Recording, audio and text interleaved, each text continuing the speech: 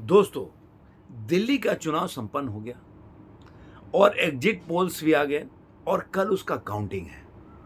लेकिन जिस तरह से एग्जिट पोल आए और जिस तरह से एग्जिट पोल में दिखाया जा रहा है कि 90% जितने भी एग्जिट पोल है उसमें बीजेपी को जीत दिला रहे हैं या भयंकर जीत दिला रहे हैं। जिसमें से दो का जिक्र कर लीजिए कि दो ऐसे एग्जिट पोल हैं जिसको काफ़ी लोग बोलते हैं कि मतलब ऑथेंटिक मानते हैं। मतलब अगर देखा जाए कि कितना उन्होंने उनका परसेंटेज सही रहा है तो 70 से 80% ये दो एग्जिट पोल हैं, जैसे चाणक्य टुडे चाणक्य और एक्सिस माई इंडिया। ये दो एग्जिट पोल ऐसे रहे कि 70 से 80% इनके जो भी प्रेडिक्शन रहा है वो सही रहा है। लेकिन फिर भी मैं एग्जिट पोल को उतना दबाव नहीं देता हूँ, उतना जोर नहीं देता हूँ कि एग्जिट पोल होता है और जो काउंटिंग के दिन में जो रिजल्ट आता है वो अलग होता है। तो जनता का जो वोट पड़ा हुआ है और कल जो उसका जनता के वोट का जब काउंटिंग होगा, उसका जो जनता ने किसको वोट दिया ये जब आएगा तब पता चलेगा। लेकिन आज का पूरा दिन चर्चाओं में गर्म रहा, वो भी केवल दिल्ली इस तरह से गर्म हुआ कि जो पहले आपने देखा होगा कि संजय सिंह ने एक प्रेस कॉन्फ्रेंस किया। उस प्रेस कॉन्फ्रेंस में उन्होंने आरोप लगाया कि 15 करोड़ रुपया लोग जो है वो बीजेपी के लोग फ़ोन करके, उन्होंने नंबर भी दिया कि इस नंबर से फ़ोन करके और 15 करोड़ का ऑफर दे रहे हैं आम आदमी पार्टी के जो विधायक हैं उनके ऊपर, कि मतलब जो जीतने वाले विधायक हैं उनके हिसाब से मतलब आम आदमी पार्टी सरकार बना रही है और करीब करीब 55 सीट लेके आ रही है। ये संजय सिंह या आम आदमी पार्टी का कहना है। तो उनका कहना है कि वो पहले से ही 15 ऐसे विधायक हैं, जिसमें कि अहलावत है, उनका नाम है, एक विनय मिश्रा जो महाबल मिश्रा जो द्वारका से लड़ते हैं उनके बेटे हैं। इस तरह से करते करते 3 ऐसे लोगों का नाम निकल के आया। लेकिन 16 कौन लोग और हैं उनके नाम अभी तक नहीं, वो सामने नहीं आए।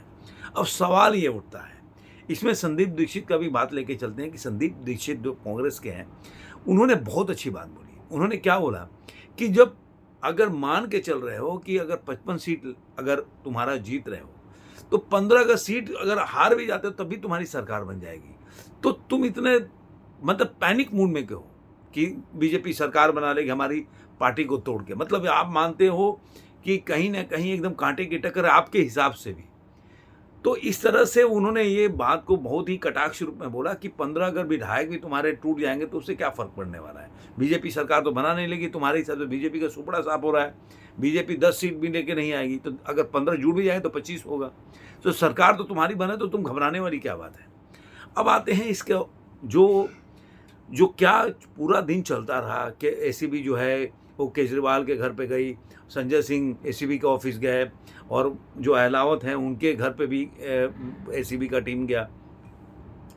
ये आप पूरी अरविंद केजरीवाल का पॉलिटिक्स, या बोल सकते हैं कि पॉलिटिक्स के पहले का भी, उनके पूरे भी अगर उनके एक्शन को एनालिसिस करेंगे तो आपको लगेगा कि अरविंद केजरीवाल का पूरा जीवन, मतलब जो पॉलिटिकल करियर है या इंडिया अगेंस्ट करप्शन का पूरा जो जीवन है ये केवल शूट और गायब, शूट जो बोलते हैं ना, शूट करके भाग जाना, मतलब आरोप लगाओ गायब, प्रूफ नहीं देना।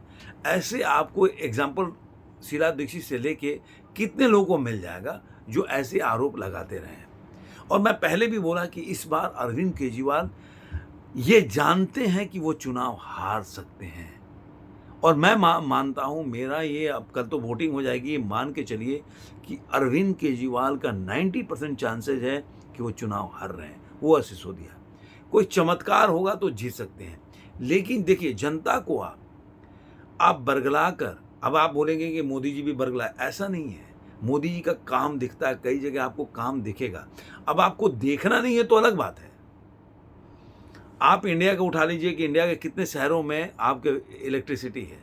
आपको याद होगा जब दिल्ली में एक बार इलेक्ट्रिसिटी की प्रॉब्लम हो गई थी, मैं तो जब भी दिल्ली में गया, जब बीजेपी की सरकार नहीं थी, तो जब भी 2014 के पहले जब भी गया, क्योंकि मेरे ससुराल है वहाँ पे, तो जब भी मैं गया वहाँ पे 6 से 7-7 घंटे लाइट नहीं रहती थी। आज वो स्थिति नहीं है।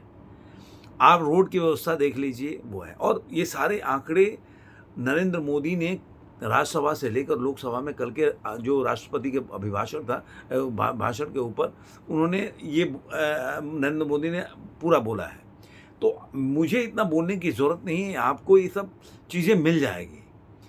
अब आपको मानना नहीं है तो अलग बात है। आप जहाँ मानते हो, जहाँ चुनाव जीते जाते हो, पहले ईवीएम पे ये लोग लगाते थे, अब बोल रहे हैं कि नहीं, वोट बढ़ रहा है।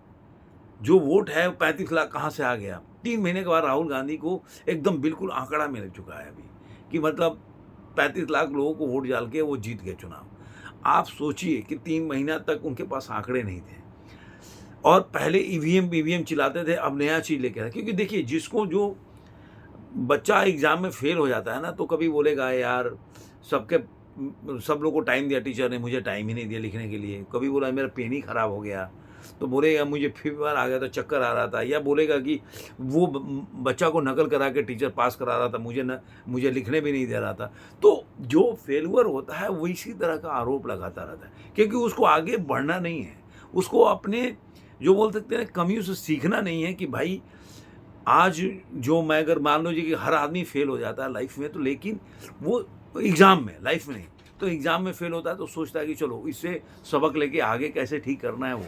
लेकिन आपको ठीक करने की प्रवृत्ति नहीं है आपकी ऐसी इच्छा है नहीं कि मुझे ठीक करना है, अपनी गलतियों को सुधारना है। आपको है कि मैं ठीक तो नहीं करना है, लेकिन ठीक होते हुए दिखना है। पास नहीं होना है, लेकिन पास होते हुए दिखना है। तो बाकी कैसे ये संभव है? तो संभव यही है कि आप सबके ऊपर आरोप लगाओ कि वो तो गलत तरीके से पास हो रहा है, वो गलत चीटिंग करके पास हो रहा है, मेरे को तो क्या है। या बोलेंगे कि सबको हल्का पेपर दे दिया था, मुझे टफ दे दिया था, सबको 2 घंटे दिया, मेरे को आधे घंटे में बाहर निकाल दिया। तो ये बहाना चलता रहता है। आप कोई भी स्टूडेंट होता है जो फेलुअर होता है, ऐसे ही होता है। तो इस तरह की घटनाएं चलती रहती हैं। और अरविंद केजरीवाल इस चुनाव में, आप सोचिए, जो अरविंद केजरीवाल, वो तो छोड़ दीजिए कि अरविंद केजरीवाल ने किसके साथ हाथ मिलाया, लालू यादव से लेकर जिसके ऊपर आरोप लगाते हैं, ये आप पूरे पब्लिक डोमेन में आप आपको पता ही होगा। लेकिन एक चीज़ पे गौर करिए, मैं बार बार बोलता हूँ कि अरविंद केजरीवाल को अखिलेश यादव के साथ रोड कर शो करके उनका समर्थन लेना पड़ा। इसका मतलब है कि अरविंद केजरीवाल मानते हैं उनकी क्रेडिबिलिटी खत्म हो गई है, इसलिए अखिलेश यादव की जरूरत पड़ गई उनको।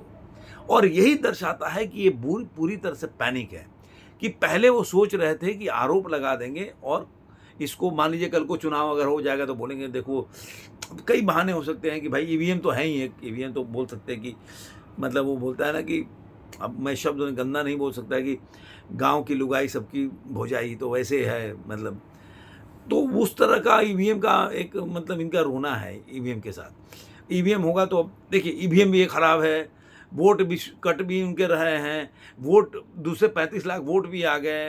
तो एक जगह नहीं टिकना है, मतलब आप बोल दो पूरा सिस्टम ही खराब है आपको हराने। पहले ईवीएम पे चल रहे थे तो ईवीएम खराब है, या वोट जो अलग से डाले जा रहे हैं, इनके वोटों को काटा जा रहा है। बीच में आया था कि जो इनको पता है कि इनके वोटर आ रहे हैं, मैं इनको जादू से पता चल गया कि वो व्यक्ति, वो लोग झुंड चल के आ रहा है, वो पब्लिक वोट देने आ रही, तो इन्हीं को देने आएगी। ऐसा कोई मेरे पास तो ऐसा कोई साइंस नहीं देखा कि देख के आइडिया लगा। तो ये जो व्यक्ति जीवन में कभी परिश्रम नहीं किया, ये सारे लोग, राहुल गांधी से लेके अखिलेश यादव, तेजस्वी यादव, इन लोगों ने जीवन में कोई परिश्रम ही नहीं किया। इनके पिताजी लोगों ने परिश्रम करके इनको सत्ता सौंप दिया। अब इन लोगों को क्या करना है? अभी तो परिश्रम करना नहीं है। अखिलेश यादव 12 बजे सो के उठते थे, आजकल जल्दी उठ जाते तो अलग बात होगी। तेजस्वी यादव क्या ही है, वो अपने फार्म हाउस है उनका अपना दिल्ली में, वहाँ पड़े रहते थे। तो ये लोग एक जाति के नाम पे, जब भाई इनके कास्ट को लोग वोट देंगे, कम्बिनेशन बनाते, यादव मुस्लिम हमें वोट देंगे, और उसी नाम पे जीत रहे हैं। तो अब क्या हुआ कि उनके अगेंस्ट में लोग यूनाइट हो गए, और इसकी वजह से ये हारने लगे। और इनके जाति जो वोटर है इनका, वो भी कटने लगा कि यार यादव के नाम पे 5-5 सीट तो केवल अखिलेश यादव अपने फैमिली को देते हैं, और वही तेजस्वी यादव का हालत है। तो आखिर बाकी यादव का क्या हालत है, उनको क्या मिल रहा है? तो ये चीज़ें अब इन लोगों का आखिरी जो बोलते हैं ना कि बिना जो परिश्रम नहीं करता उसकी ज़िंदगी में ऐसे ही चलती है, यही से ही चलेगी। अब ये चुनाव का जो अब धीरे धीरे आप देखिएगा कि ये इससे गंदा होने लगेगा, कि तरह तरह से अब ये राहुल गांधी को भी कभी मेहनत नहीं करना, हमेशा वो घूमते रहते हैं, कभी बैंकॉक, कभी कहीं पार्टी वाले आदमी हैं। तो उन्होंने मेहनत नहीं किया जीवन में। अचानक से वो सोच रहे थे कि अरे राजपाट तो हमारा ही था और बिना मेहनत के मिलता था, अचानक से सारा चीज़ जनता में कहाँ से जागरूकता आ गई कि ये लोग बोल रहे हैं कि नहीं तुमको वोट देंगे नहीं, तुमको परिश्रम करना पड़ेगा। कभी देखा गांधी फैमिली को सड़कों पे उतरते हुए? ये 2014 के बाद आपने देखा होगा।